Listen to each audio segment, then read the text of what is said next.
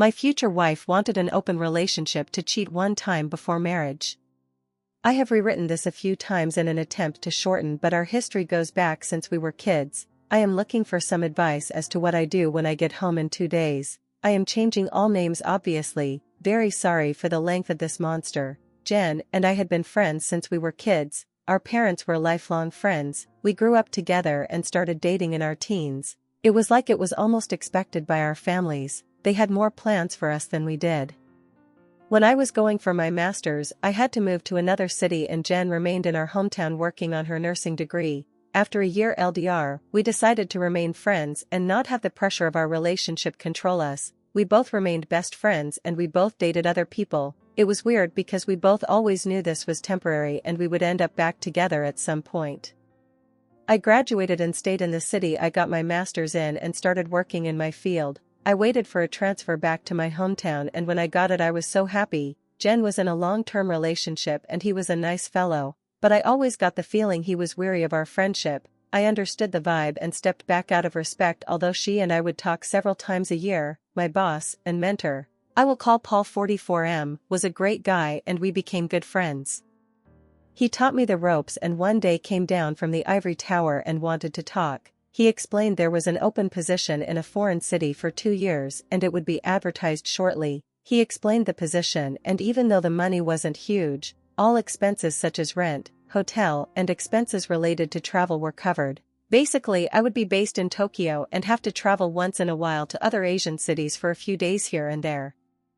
I thought about it, talked to my friends and parents. Paul said it was a bitch position but would be a great opportunity to prove myself and climb the ladder. I thought why not? I could save most of my salary and gain valuable experience. Paul said he would speak to the old man and if I wanted it he would recommend me. He explained he himself did something similar years ago and it helped his career, so off I went.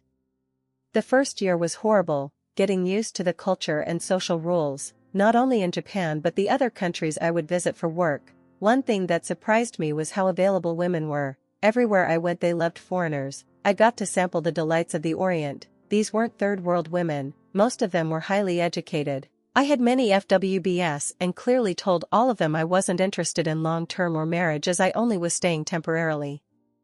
I ended up doing 2 more years. Paul would visit several times a year on vacation or to supervise some work and I will admit we had some greasy times in a few cities i.e.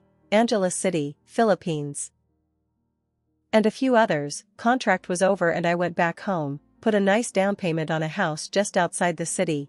After living in a city of 37 million I needed some space lol. I was home for a month and while visiting my parents Jen was there.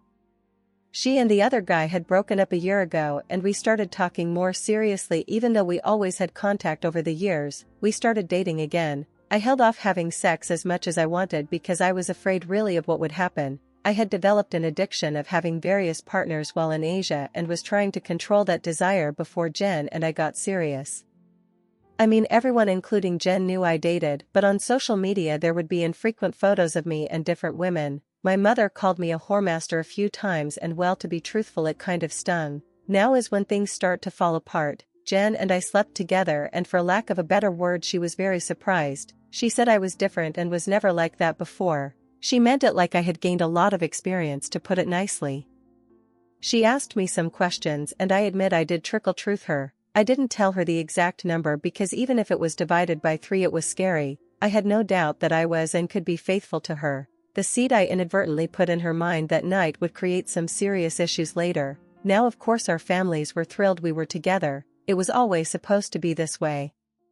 We were doing great and after speaking to her parents I proposed. She moved in and everything was great. There were some what I thought were some red flags like asking if I was happy with her. Fast forward to December 2019. Wedding was planned June 2020. We all know how 2020 went, don't we? Christmas was great and close to New Year's we would have the first D-Day.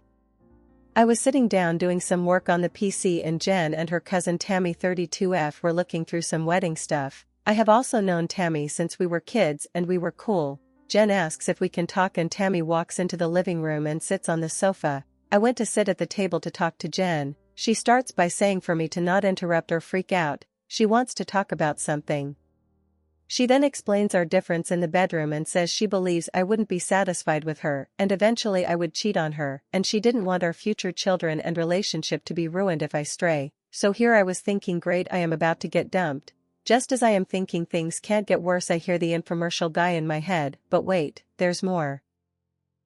Jen asks me if I was willing to open the relationship so she could gain more experience and it would help her feel less insecure. She states I should not be worried as I am the only man she ever loved and that's why none of her relationships had ever led to marriage. I did agree with her on that point as I felt the same.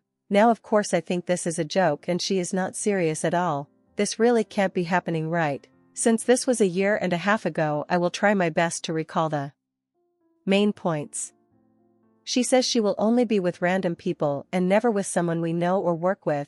It won't happen with the same person twice and no emotional connection. I was like WTF. When I realized she wasn't joking, I lost my breath. Didn't think it was possible for a heart to skip a beat and jump to the center of my throat. I am not an angry or violent person, but now I am yelling.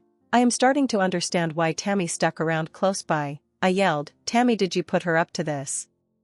Tammy says she is just there to support Jen. Wow, thanks so much. So then Jen says I am free to do as I wish under the same rules, and I said no. I am so pissed at this point, and even writing this now I am raging. I then said I don't want one-night stands, I just want one person. She says who? I looked at Tammy and nodded in the eyes and said, I want a F***ck Tammy. Now I get a rise out of Jen and Tammy wasn't expecting that and she is a bit red in the face and now uncomfortable. Jen says no, she is family and someone we both know and it is gross for me to even suggest it. I am now totally in bizarre world. Where the hell did this come from? We argued back and forth for a bit and I told her if she does this the relationship is over. I am totally against this and I love her and we can work through everything together, but not this. I stormed off, grabbed my pillow and went to the guest room. I could hear them downstairs for a bit but couldn't hear what they were saying. It would have been a hilarious joke if it didn't last for an hour of conversation. I didn't sleep all night and was a bag of sh*t at work the next day. Jen started 2 weeks of night shift that day, so at least we wouldn't be home together for that time and we could both cool down and revisit this later. Dinner would be in the fridge for me every day with an I love you note. She would text frequently, but I kept my answers short. Thursday night of the next week of her night shift I go to the PC to work over some files and I notice an email notification on her account and it's a hotel reservation for a good hotel that's close to my office. I know it well as I go often with coworkers. I am thinking she is supposed to be working, but maybe she wants to apologize and take me for a night out. The next morning I am waiting for her text or call to invite but only asking me how my day was. Then she says she's so happy she only has to work one more night of the night shift. How does she have one more night and a hotel reservation? I was sick, stressing in my office, started looking through some dating sites, especially profiles with no pics. I can't find anything. Paul pops in and asks me if I want to go for lunch and sees I am a mess. He asks what's up and I tell him. Paul is hard MGTOW but has always supported my relationship with Jen. He suggests we go get lunch at hotel restaurant and I scream no, not that place. He didn't know that part. We actually go for lunch and I am sick to my stomach, can't eat, don't even want to drink. He says I can't work like this and I can take as much leave as I can, paid and unpaid if needed. I told him I can't be there at my house anymore. I can't see her and a part of me wants to believe it isn't true. I rush home and put as much of my sh*t in my car as I can and go back to the office. Paul says let's go stake out the hotel and wait for her to check in. I mean I am no PI or detective, I am more like Inspector Clouseau. I was really resisting this but I really had to know, so we go set up in the lounge bar and I start pounding them back and waiting, still hoping this wasn't real. Around 6:30 Paul taps me on the shoulder and there she is at the front desk and not in uniform. I want to strangle her, scream, spit, cry, I don't know. We wait for 10 minutes after she gets in the elevator and Paul and I walk to the front desk. I ask the reception to put me through to Jen blank room and it rings. As soon as she answered I just started yelling into the receiver and she sounded confused. Jen, I told you if you did this that we would be over. I am done, wedding off, relationship over. And I hung up and got my ass out of there. Now where to go? I went back to Paul's and now my phone is lighting up. The only person I called was my dad and explained in PG-rated terms what happened and I need to leave town for a bit. It wasn't a discussion and I feel bad for how I spoke to my old man. Phone didn't stop for 2 days. Everyone under the sun called me and I didn't answer. I didn't know what to do. The only way I could explain how I felt was like walking around underwater. Paul mentioned some financial things I should deal with to protect myself. I wasn't even thinking about that. The house, wedding, loans for the car. We kept separate accounts, and one for the wedding and one for house-related bills. I couldn't care less. The next day I emailed Jen and said this would be our last contact and I was leaving the city for a while and the wedding and everything else was off. I called my dad back and spoke with him at length, and while he was crushed he understood I needed time and space. He said he still hopes we could work it out. 10 days later I boarded a plane and traveled to Bali. I never answered any of her or anyone's messages or emails. I don't know if she left the hotel that night or stayed. I didn't care. I eventually landed in Bali and climbed into a bottle for the next month and went offline with the exception of my dad and work. Didn't even care if I got fired. I wish I could say I enjoyed myself but was mostly just drunk. I felt a lot of rage and shame and hate about how things went down. I kept in touch with Paul about my leave and after 3 weeks he asked if I could run back to Tokyo to look after some things. We talked about the new global virus and I mentioned coming back to Canada to settle things there as I was hearing rumors of potential lockdowns. I got to Tokyo on March 1st and it felt good to get back to work even if it was just a little. After hearing lockdowns were coming, Paul mentioned me getting back to Canada but I said meh.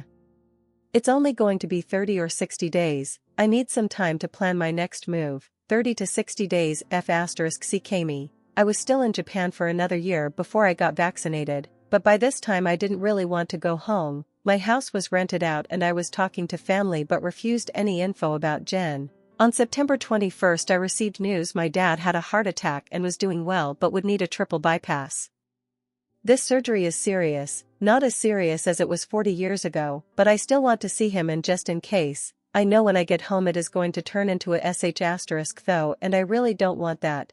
Just want to see my folks and thank Paul for all he has done for me, even as selfish as I was. But I know I am going to have to see her and I have no idea how I am going to feel or think. I am so sorry for the length of this. Even still I left a lot out. Any advice, tips or insults would be appreciated. I am flying out in 4 hours and will land in about 24 hours.